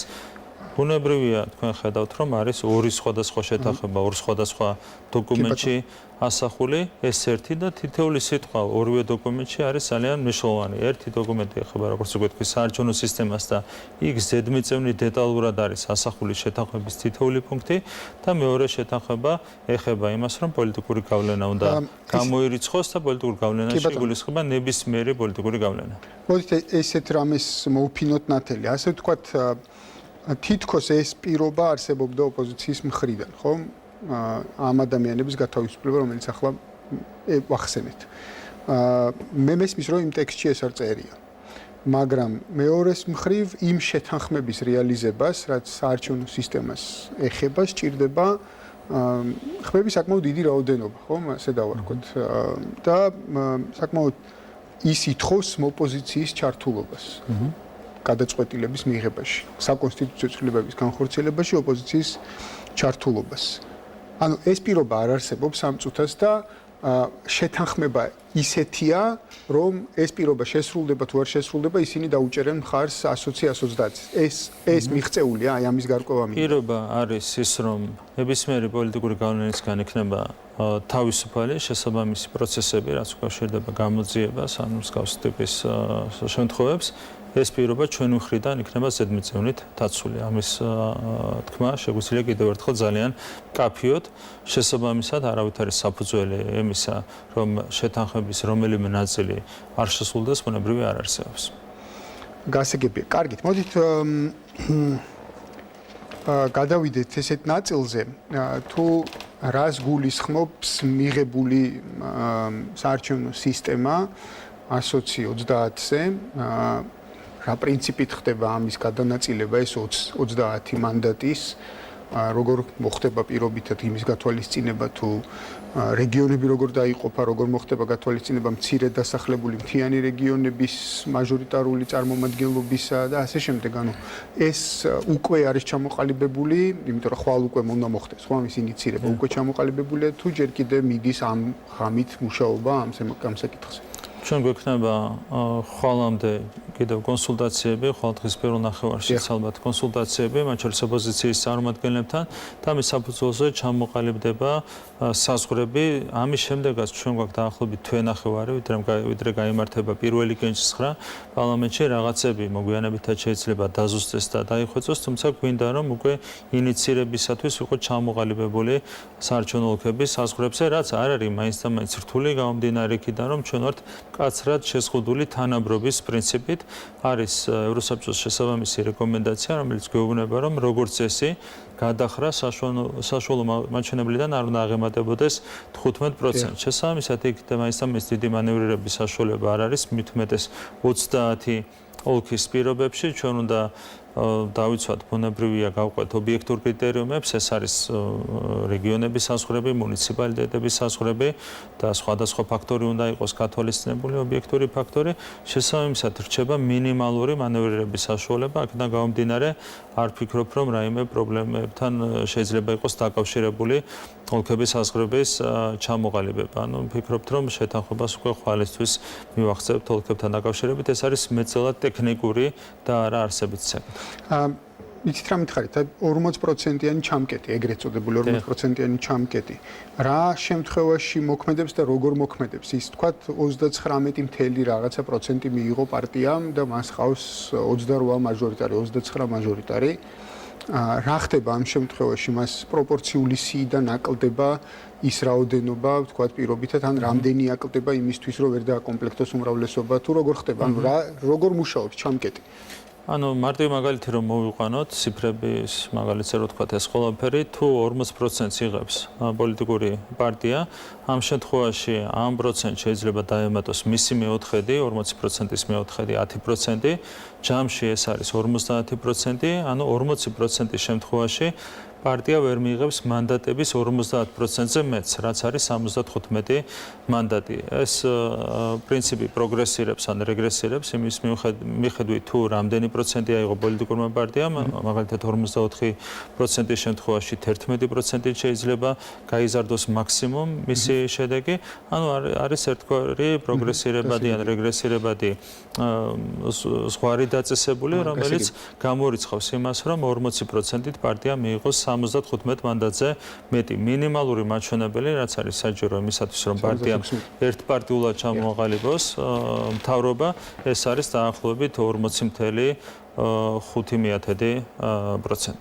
ანუ რეალურად 40-ის მეოთხედი ემატება და საერთო რაოდენობის პარლამენტარებს აქედან გამომდინარე ვიტყვით, მაგრამ მაჟორიტარებს არ აკლდება. გადაჭარბების შემთხვევაში ბუნებრივია მაჟორიტარი არის არჩეული, აპრიორი არჩეული, შესაბამისად მისი მანდატი ვერ გაუქმდება, გამოუქმდება სიას რაოდენობა და ეს მანდატები გადანაწილდება სხვა პოლიტიკურ პარტიებს. 1% ბარიერი. ეს იქნება 1% თუ ისევ ეგრეთ წოდებული ბუნებრივი ბარიერი თუ როგორ არის ამ შემთხვევაში? არსებით განსხვავება არ არის ამ შემთხვევაში 1%-სა და ბუნებრივ შორის დაახლოებით 0.1 ზოგიერთი პარტიისთვის შეიძლება აღმოჩნდეს ფატალური, ასე ვთქვათ, ეს სხვაობა, თუმცა დაახლოებით ბუნებრივი ბარიერი იქნებოდა 0.85 მიასედი და ამ შემთხვევაში ჩვენ გადავწყვეტეთ 1%-იანი ბარიერის ასახვა კანონ პროექტში, რაც ვფიქრობ არის პრაგმატული გადაწყვეტილება. მნიშვნელოვანია ზოგადად რომ გაიხსნას ჩვენი პოლიტიკური სისტემა, თუნდაც მცირე პარტიებისათვის მაქსიმალურად და ამ შემთხვევაში უზრუნველყოფილი იქნება ძალიან მაღალი ხარისხით პლურალიზმი საქართველოს პარლამენტში, რაც იყო იმთავითვე ჩვენი პირველადი ინიციატივის ერთ-ერთი მთავარი ამოცანა, სწორედ ამისათვის იყო შემოთავაზებული ბუნებრივი ბარიერი და ამ შემთხვევაში 1%-იანი ბარიერი იგივე მიზნის შესრულებას უზრუნველყოფს. ანუ ამ შემთხვევაში მაქსიმალურად ფართოდ იქნება წარმოდგენილი პოლიტიკური სპექტრი და საზოგადოების ყველა სეგმენტი საგანო ორგანოში, რაც არის ბუნებრივია ძალიან მნიშვნელოვანი შედეგი და ეს იქნება ძალიან მნიშვნელოვანი გადადგმული ნაბიჯი ასევე დეპოლარიზაციისკენ. საზოგადოება დაიღალა ამ ორპოლუსიანი სისტემით და საბოლოო ჯამში ჩვენ გვეძლევა ძალიან კარგი შანსი ამ ახალი სისტემით, გარდამავალი სისტემით, რომ უფრო მეტად გაიხსნას პოლიტიკური სისტემა და ჩვენ საბოლოო ჯამში ჩავანაცვლოთ ეს ორპოლუსიანი არასწორი სისტემა უფრო მრავალფეროვანი ევროპული ტიპის სისტემით. ამ თვალსაზრისით, ამ ლოგიკით, რომელიც ახლა ბრძანეთ, აი ამ პოლარიზაციის და პლურალიზმის ამოცანიდან გამომდინარე, პირველად ინიციატივაში ვგულისხმობ პროპორციული ინიციატივასთან ერთად იყო ბლოკების აუცილებლად მოხსნის ინიციატივაც, ხომ, რომ ანუ ბლოკები არ უნდა ყოფილიყო იმისთვის, რომ პარტიები ყოფილიყო წარმოდგენილი.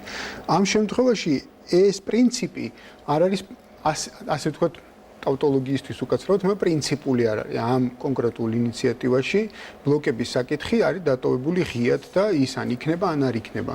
რამ შეცვალა ხელისუფლების პოზიცია ამ საკითხთან დაკავშირებით? ჩვენი მიდგომა არის აბსოლუტურად კაფიო, ჩვენ არ მოგწონს ბლოკის ინსტიტუტი, იმ გამოცდილებიდან გამომდინარე, რაც დაგროვდა წლების განმავლობაში, ბლოკის ინსტიტუტი აფერხებს საქართველოში პარტიული სისტემის განვითარებას და ეს არის ცალსახა დასკვნა, თუმცა გამომდინარე იქიდან, რომ ჩვენ საუბრობთ გარდამავალ რეგულაციაზე, ჩვენ თავის დროზეც დავთანხმდით ერთჯერადად ბლოკის ინსტიტუტის დატოვებას და დღეს, რაც არის ნორმა ასახული 2020 წლისთვის იქ წერია 3% და ბლოკები, აქაც ჩვენ ერთჯერადად შეგვიძლია განვიხილოთ ამის დატოვება, რაც არ იქნებოდა კარგი, თუმცა ჩვენ თუ დავრწმუნდებით საბოლოო ჯამში ამის აუცილებლობაში, მაშინ შეიძლება ეს ნაბიჯი გადაიდგას, თუმცა ამისათვის დაგჭირდება ძალიან მყარი არგუმენტები. აქედან გამომდინარე, საკითხი არის ღია, ვიმშელებთ დამატებით ოპოზიციასთან ერთად და ამის შემდეგ მიიღება საბოლოო გადაწყვეტილება. იმედი მაქვს მე, რომ ბლოკის ინსტიტუტი არ აისახება, თუნდაც გარდამავალ ეტაპზე კონსტიტუციურ დებულებაში, გამომდინარე იქიდან, რომ ჯობია 4 წელი არ მოვიცადოთ და ერთხელ და სამუდამოდ იმედია ქართული საზოგადოება გაიგებს იმას, თუ რომელ პარტიას რამდენი მხარდაჭერა აქვს, რაც დღემდე ჩვენ ვერავინ ვერ გავიგებთ, სწორედ ამ ბლოკის ინსტიტუტიდან გამომდინარე. კი ბატონო ირაკლი, რა მინდა გითხოთ ისეთ დეპოლარიზაციაზე როცა ვლაპარაკობთ და აი ამ დიქოტომიაზე, ორპარტიულ დაპირისპირებაზე, ბევრი საუბარი მიდის და ასე შემდეგ. შეგიძლიათ მითხრათ, რატომ არ გამოიყენა ხელისუფლებამ ეს შესაძლებლობა, რომ შეთანხმებულიყო, მოლაპარაკებულიყო იმ პოლიტიკურ ჯგუფებთან თუ პოლიტიკოსებთან, პარლამენტარებთან, რომლებიც არიან დარჩენილები როგორც უმრავლესობის მიღმა, ასევე ნაციონალური მოძრაობისა და ევროპული საქართველოს მიღმა, წმინდა მათემატიკურად მათი ხმები საკმარისი იქნებოდა საკონსტიტუციო შეთანხმებისთვის, საკონსტიტუციო ცვლილებებისთვის, ხომ? 28 დეპუტატია, აი ამ დარჩენილი ორი პოლიტიკური ჯგუფის მიღმა პარლამენტში და მათ თუ თქვათ მათი ხმები დაემატებოდა მთლიანად მართველი გუნდის ხმებს, საკონსტიტუციო ცვლილებები განხორციელდებოდა. რატო იყო საჭირო ნაციონალური მოძრაობის და ევროპული საქართველოს ჩართულობა თუ მათთან შეთანხმება, ასე ვთქვათ? ჩვენთვის იყო პრინციპულად მნიშვნელოვანი საერთო შეთანხმების სრული კონსენსუსის მიღწევა ამ დოკუმენტის გარშემო და ძალიან მნიშვნელოვანია ეს პირველად ხდება საქართველოში 90-იანი წლების დასაწყისიდან ის, რომ ამოქმედება ისეთი საარჩევნო სისტემა, რომელზეც სრულად თანხდება მთელი პოლიტიკური სპექტრი და ეს არის ნამდვილად ჩვენი მიღწევა, ეს არის ნამდვილად ჩვენი თუმცა თანხდება კრიზისულ რეალობაში, იმიტომ რომ თანხდებოდა მთელი პოლიტიკური სპექტრი თანხდებოდა პროპორციულს, სრულად პროპორციულს. რა თქმა უნდა, თუმცა შეთანხმება იქნა მიღწეული, თუმცა გახსოვთ თქვენ მაშინდელი რიტორიკაც, როგორც კი დაანონსდა ქართული ოცნების მხრიდან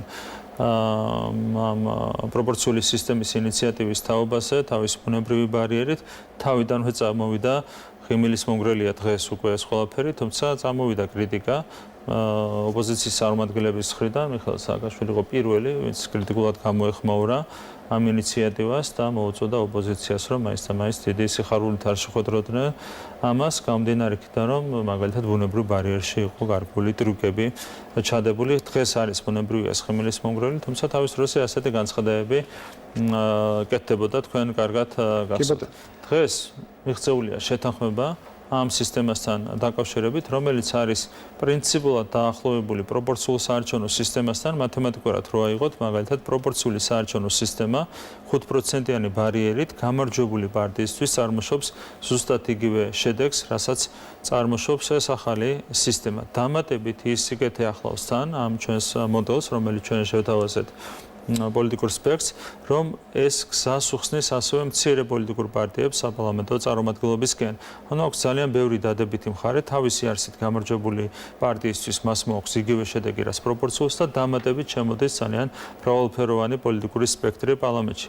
შესაბამისად არის გარდამავალი ეტაპისთვის ეს ნამდვილად ოპტიმალური საარჩევნო სისტემა და ჩვენ ვართ მოხარული, რომ შეთანხმება იქნა მიღწეული და ამაში ძალიან მნიშვნელოვანი წვლილი მიუძღვის პრინციპში მათ გარეშე საერთაშორისო პარტნიორების გარეშე შეუძლებელი იქნებოდა პირდაპირ შეიძლება ითქვას ამ შეთანხმების მიღწევა. რა მინდა კითხოთ იცით?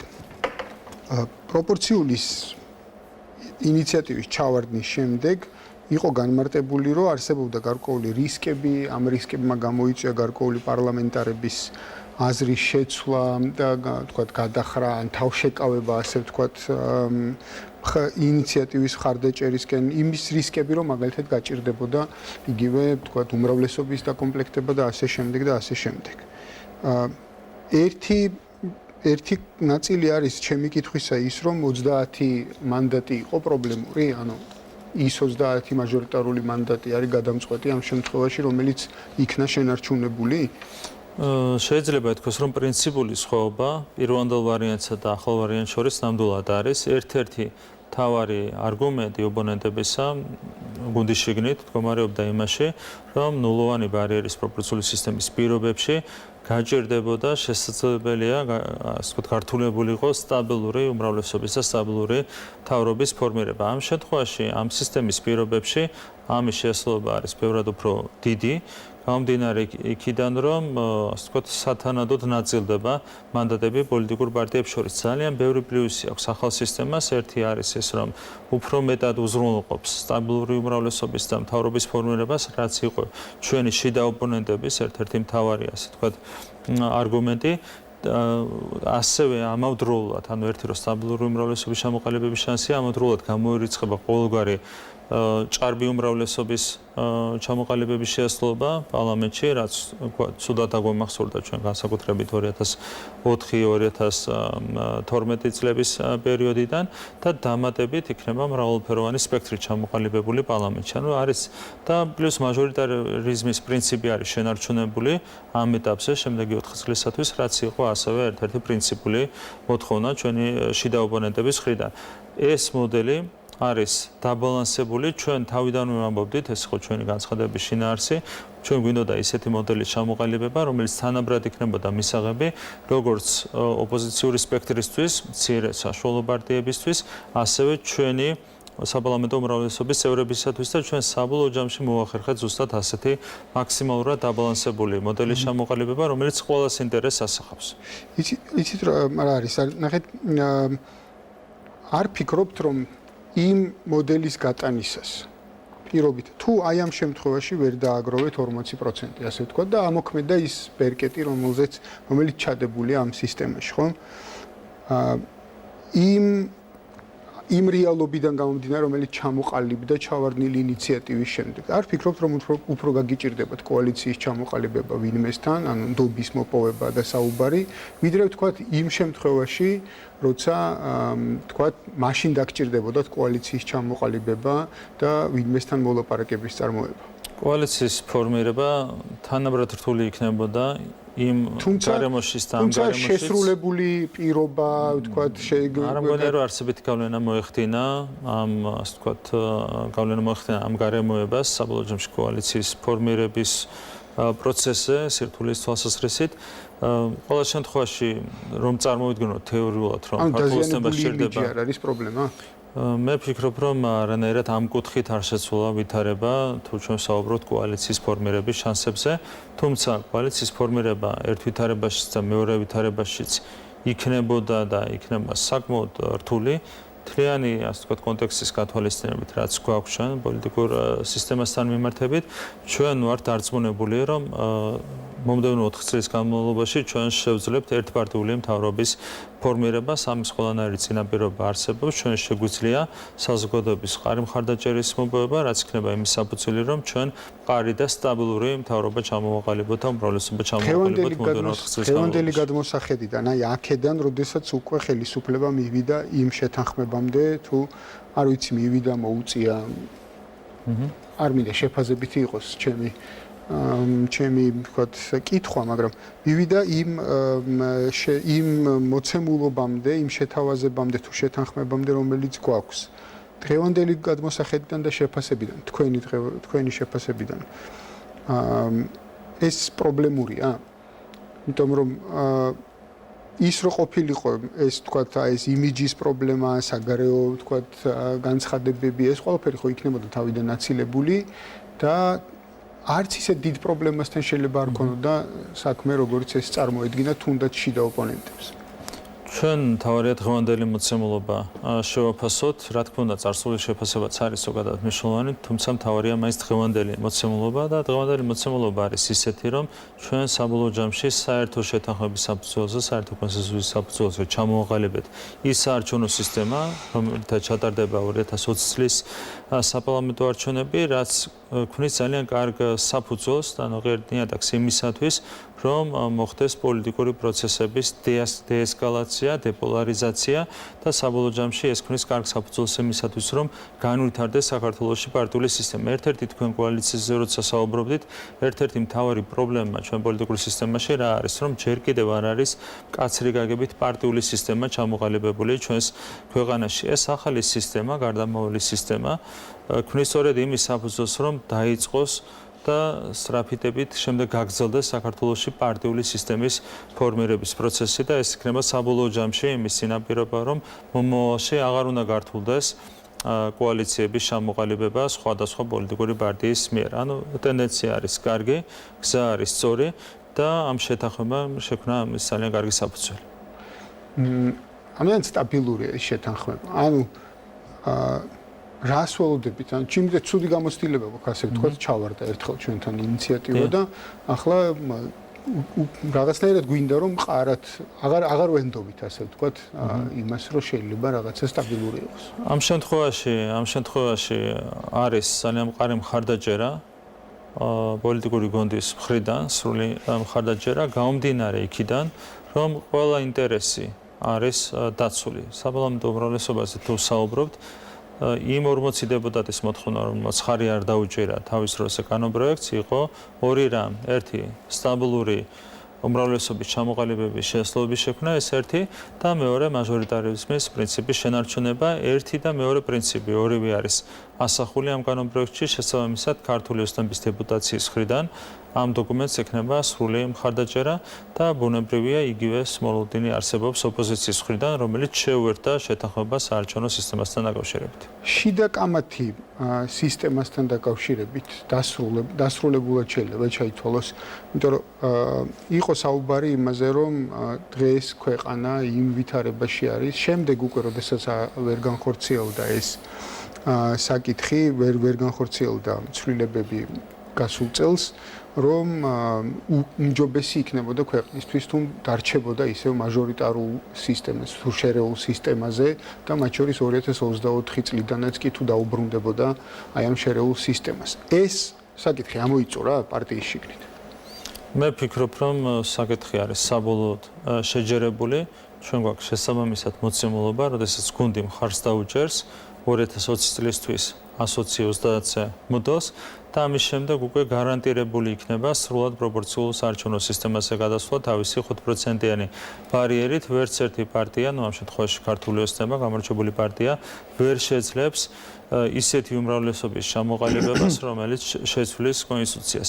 შესაბამისად, ის ფუნდამენტი, რომელიც ჩვენ ჩავდეთ ახალ კონსტიტუციაში, არის აბსოლუტურად მყარი და საბოლოო ჯამში უზრუნველყოფილი იქნება საბოლოოდ გადასვლა პროპორციულ სისტემაზე 5%-იანი საარჩევნო ბარიერით, რაც არის ძალიან მნიშვნელოვანი მემკვიდრეობა, რომელსაც უტოვებს ქართული ოცნება პოლიტიკურ სისტემას ვრცელოვადიან პერსპექტივაში. ბატონო ირაკლი, ნოემბრიდან დღემდე რა შეიცვალა იმისთვის, რომ როდესაც ნოემბერში გაკეთდა განცხადება, რომ კარი ჩაკეტილია და საკითხი აღარ განიხილება, საკითხი დაიხურა, მეორე თუ მესამე დღეს იყო ასეთი განცხადება გაკეთებული ინიციატივის ჩავარდნიდან, დღეს მივიღეთ შეცვლილი რეალობა, შეცვლილი შეთანხმება, შეცვლილი ინიციატივა.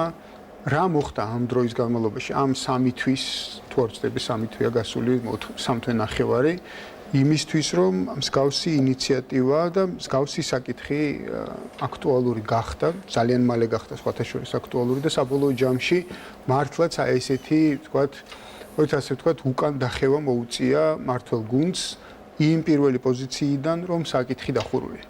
ჩვენ ძალიან სწორად წარმართეთ პროცესი და ასევე ძალიან სწორად წარმართეს პროცესი ჩვენმა საერთაშორისო პარტნიორებმა. ეს იყო პოლიტიკური პროცესი და თითოეული ჩვენგან ვიყავით ჩართული ამ პროცესში, მათ შორის ჩვენი საერთაშორისო პარტნიორებიც და თითოეული ნაბიჯი ისე რომ არ გადადგმული როგორც გადაიდგა ჩვენი მხრიდან, საერთაშორისო პარტნიორების მხრიდან, მთელი რიგი ოპოზიციური პარტიების მხრიდან, ამ შემთხვევაში ეს შეთანხმება არ იქნებოდა მიღწეული, იყო აბსოლუტურად რაციონალური და პრაგმატული ნაბიჯები გადადგმული სხვადასხვა სუბიექტის მხრიდან და ამან მოგვცა საბოლოო ჯამში შედეგად ის შეთანხმება, რომელიც გაფორმდა ჩვენი საერთაშორისო პარტნიორების თანადგომით და მხარდაჭერით. კიდევ ერთ ჩაგეკითხებით და შემდეგ დავასრულოთ, ცხადია. რატომ იყო ეს შეხვედრა, თუ ასე ვთქვათ, ეს შეთანხმება მიღწეული რაღაც გარკვეული თვალსაზრისით არაფორმალურ გარემოში, ელჩის რეზიდენციაში, ვახშამზე, რაღაც ეს შემდეგ. რატო იყო ესეთი არაფორმალური ურთიერთობები საჭირო იმისთვის, რომ გარკვეული შეთანხმება მიღწეულიყო და არა ვთქვათ რაღაცა ფორმალურ გარემოში, რაღაც ვთქვათ სამუშაო სივრცეში, ფურცლებით ხელში და ასე შემდეგ. ამას ჰქონდა თავისი საფუძველი და სწორად იყო თავიდანვე გათვლილი ეს ყველაფერი. იყო რაღაც მომენტი, როდესაც შეუძლებელი გახდა ფორმალურ, ასე ვთქვათ, რეჟიმში, ფორმატში კონსულტაციების გაგრძელება და შესაბამისად ძალიან სწორი ფორმა და მეთოდი იქნა გამოყენებული იმისათვის, რომ შედეგი ყოფილიყო მიღწეული და ამან გაამართლა. ფაქტია, რომ ამან გაამართლა და სწორედ ამ ფორმატში გახდა შესაძლებელი შეთანხმების მიღწევა, როდესაც ფორმალურ რეჟიმში განიხილება გარკვეული საკითხები, ამ შემთხვევაში უწევთ პოლიტიკოსებს სამწუხაროდ კამერებზე მუშაობა, მათ შორის დახურული შეხვედრების შემდეგაც უფრო სხვანაირი ფორმით. ამ შემთხვევაში რეალურად სწორი ფორმატი იქნა შერჩეული, რომელმაც მოგვცა ჩვენ სწორი შედეგის მიღწევის საშუალება და კიდევ ერთხელ ჩვენ მადლობა უნდა გადავუხადოთ საერთაშორისო პარტნიორებს, რომლებმაც უზრუნველყეს ამ ფორმატის ფუნქციონირება. კი ბატონო, ტექნიკური კითხვით რო დავასრულოთ, რა ვადებში, რა პერიოდში უნდა ვიხილოთ კონკრეტული ინიციატივა, უკვე ქცეული მთავარ კანონად, ასე ვთქვათ. ხოლმე დაინიცირდება კანონპროექტი, შემდეგ არის ერთვიანი ვადა საყოველთაო სახალხო განხილვისთვის, მანამდე შეიქმნება საყოველთაო სახალხო განხილვის კომისია უკვე შემდეგ კვირაში და ყველაზე ადრე 28 აპრილს შეიძლება პირველი მოსმენით ეყაროს კენჭი კანონპროექტს, ამის შემდეგ იქნება ორ კვირაში მეორე მოსმენა და ყველაზე ადრე 27 მაისს არის შესაძლებელი რეგლამენტის თანახმად მესამე მოსმენით უკვე კანონპროექტის მიღება. შესაბამისად ჩვენ გეგმავს სწორედ ამ ვადებში კანონპროექტის მიღებას და მაისის ბოლოსთვის უკვე იქნება საბოლოო სახით მიღებული ეს კანონპროექტი. ცხოვრებაში მოყვანისთვის ცოტა დრო ხო არ რჩება მაისიდან არჩევნებამდე. შემდეგ არის დამატებით საჯარო საარჩევნო კოდექსის გადასინჯვა ამ ცვლილების შესაბამისად, ამისთვისაც გვაქვს დაახლოებით 1 თვე სესიის ბოლომდე. მომზადდეს მანამდე, ხო? წინასწარ რა თქმა უნდა მომზადდება, შემდეგ დაჩქარებული წესითაც შეიძლება ამის განხილვა თუ წინასწარ შეჯერდება პოზიციები, ანუ ივნისის ბოლოსთვის უკვე იქნება შემუშავებული შესაბამისი პაკეტი და დამტკიცებული შესაბამისი პაკეტი, რაც ზოგადად არ არის მიზანშეწონილი. ეს არის საერთაშორისო ორგანიზაციების რეკომენდაცია, რომ არჩევნების წელს არ გადაიხედოს ხოლმე საარჩევნო რეგულაციები, თუმცა იცით რა კონტექსტი ქონდა ამ პროცესის შესაბამისად იყო იწოდებული. მე გითხარით ბოლო კითხვა თქო, მაგრამ მაინც მინდა ერთი საკითხს დაუბრუნდე. საარჩევნო კანონმდებლობასთან დაკავშირებით ასევე განიხილებოდა მაგალითად დაფინანსების საკითხი პარტიების, ასევე იყო ადმინისტრაციის საკითხი, ადმინისტრაციის დაკომპლექტების, საარჩევნო ადმინისტრაციას გულისხმობ ამ შემთხვევაში. ეს საკითხები რჩევა ისევ დღის წესრიგში და მაგალითად. ჩვენ შევქმნით თავის დროს სამუშაო ჯგუფი, რომელსაც ხელმძღვანელობდა პარლამენტის თავმჯდომარე, იქ განიხილებოდა ის საკითხები, რომლებიც გამომდინარეობდა იუთოს და ოდირის რეკომენდაციებიდან და ამ რეკომენდაციების შესაბამისად შემუშავებულია უკვე პაკეტი, რომელიც დამატებით მცირე დამუშავებას საჭიროებს და ამის შემდეგ უკვე იქნება აუცილებლად მიღებული ეს პაკეტი, ანუ შესრულდება იუთოს და ოდირის რეკომენდაციები, რომლებიც დაიწერა 2018 წლის საპრეზიდენტო არჩევნების შემდეგ. შესაბამისად, გარდა იმ ცვლილებებისა, რომელიც გამომდინარეობს ტექნიკურად საკონსტიტუციო ცვლილებებიდან, ჩვენ ასევე დავამტკიცებთ ცვლილებებს, რომელიც უკავშირდება იუთო-ოდირის რეკომენდაციებს. კი ბატონო, დიდი მადლობა მოგზაურობისთვის, მშვიდობიან ღამეს გისურვებთ. თქვენც მშვიდობიან ღამეს გისურვებთ, გემშვიდობებით, აქვე გეტყვით, რომ დღეს ეს ასე ვთქვათ, შენობის დეზინფექციიდან გამომდინარე, ჩვენი გადაცემის შემდეგ გავა მხატვრული ფილმი, ხოლო მხატვრული ფილმის დასრულების შემდეგ ჩვენ შევწყვეთ მაუწყებლობას და იგი განახლდება ხვალ დილით 7 საათზე. ღამე მშვიდობის, მშვიდობიან ღამეს გისურვებთ. კარგად გრძანდებოდეთ.